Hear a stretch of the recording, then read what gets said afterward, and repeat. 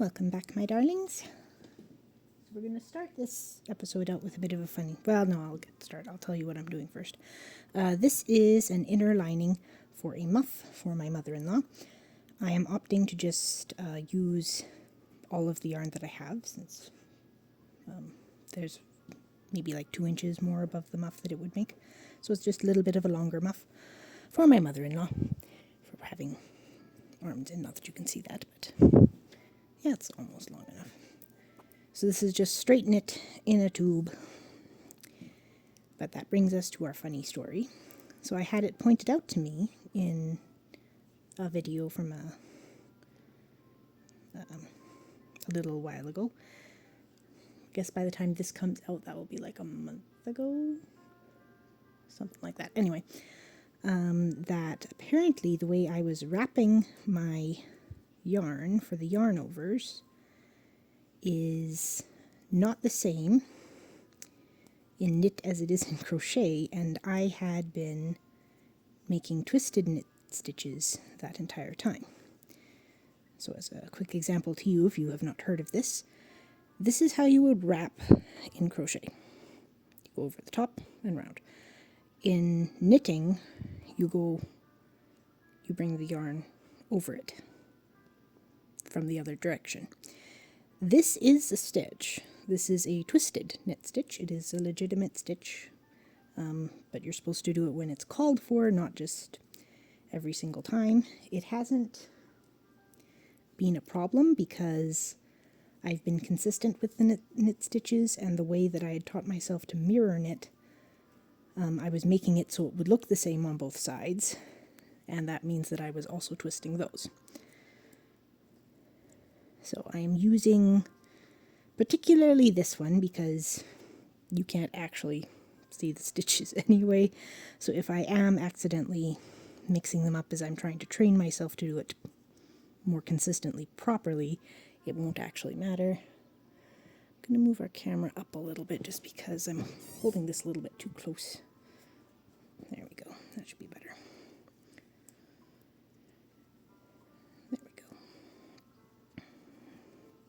So I am retraining myself on knitting so that I can once again knit without paying too much attention by doing the knitting the proper way. I want to embark on a knit top that will use a couple of my yarns that I have on schedule to be used for my stash busting. But I want to get this in order first. What's going on here? Oh, that one's just a little bit tighter. Okay. As well as resetting to get an even tension. So once again, thank you to the commenter that pointed out my error. As I mentioned in the comment, the people that I had learned knitting from are all also crocheters, which I think is why we were all doing that. That's why I had no idea that I was doing something wrong. The people that I do know that do exclusively knitting, they never looked that close at what I was doing, and I never looked that close at what they were doing, so if they were doing it correctly, they didn't catch I was doing anything wrong, and I didn't catch there was anything different about the way they were doing it. So it's very helpful that the person pointed it out. It doesn't, or at least from what I can tell, it does not fundamentally change the way that the fabric behaves, but particularly if you're mixing them up randomly which way you're doing the wrapping, it is obvious, which actually explains why in some of my older knitted pieces, when I hadn't gotten around to consistently doing it one way or the other, why I would occasionally have a stitch randomly in one place or another that didn't look quite the same, and I couldn't figure out why. But that does explain it, so yeah, that was a interesting thing to look up.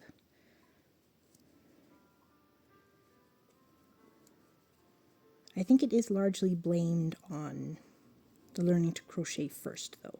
Because, like, if you crochet doing what they would call a yarn under, then that would be much more similar to the yarn over from knitting. It's a little bit confusing, but I guess there's some other random things in the two crafts that also kind of clash with their instructions, so it is what it is. Now I know more.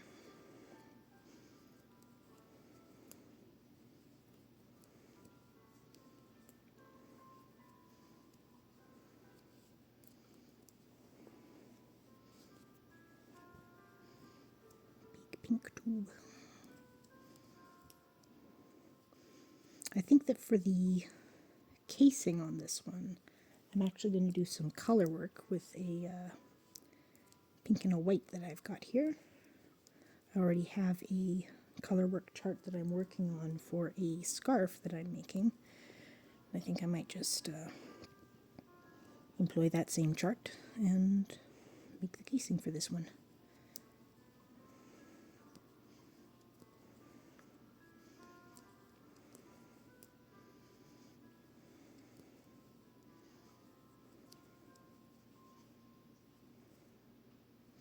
Actually, a little bit excited because I only actually carried over 3 projects that I started in 2025 into 2026. I do actually have a couple that I started earlier than that I do need to get around to finishing, but I am also actively trying to be finishing more of the stuff that I started because, I mean, it's very easy to get the dopamine hit of starting a new project, but there are times you need to hunker down so that you can reach the dopamine hit of finishing projects as well, especially if you're making them for somebody. So I think I've been working on this one for 2 days now. Well, also doing some other stuff with the children and cooking and baking and cleaning and all that fun stuff that you get to do as a mom.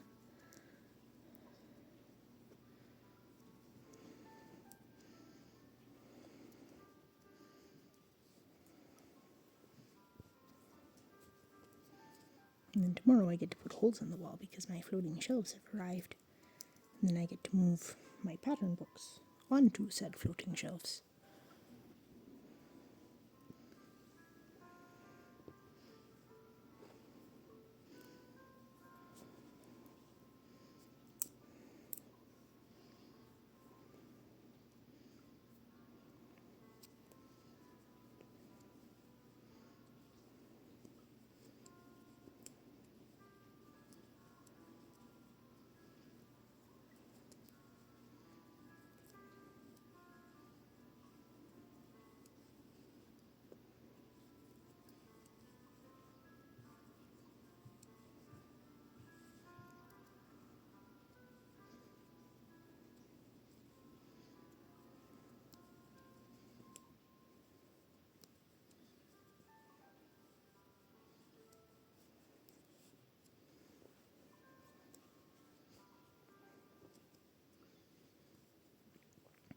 One thing I will hand it to with this yarn, though, is it doesn't shed, which is quite nice. But it's also not a chenille yarn either. It has a stitched back, essentially, and then the fluffy stuff is on top.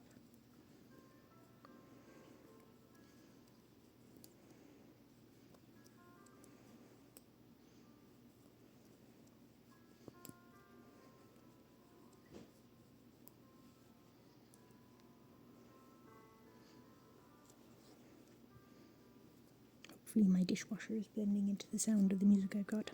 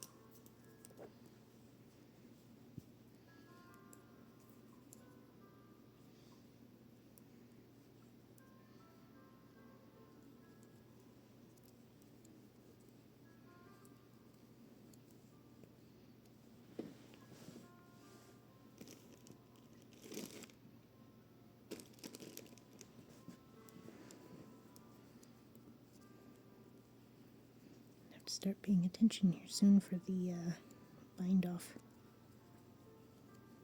Don't have that much yarn left.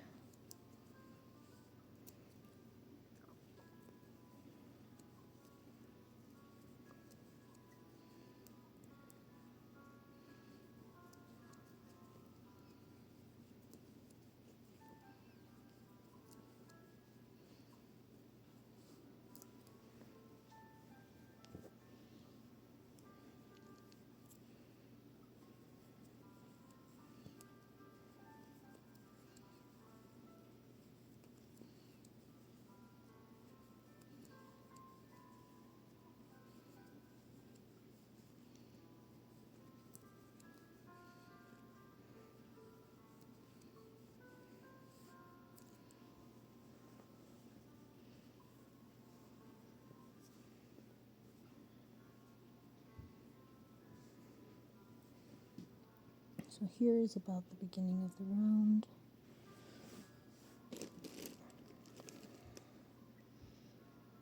I probably have 2 rounds left.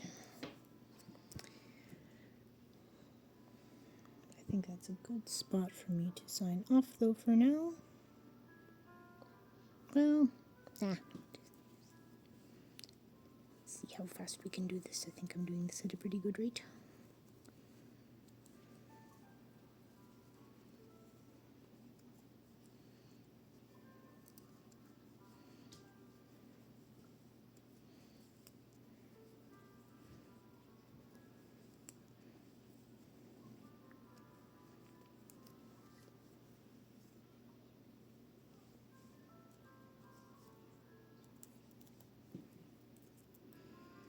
So from this marker,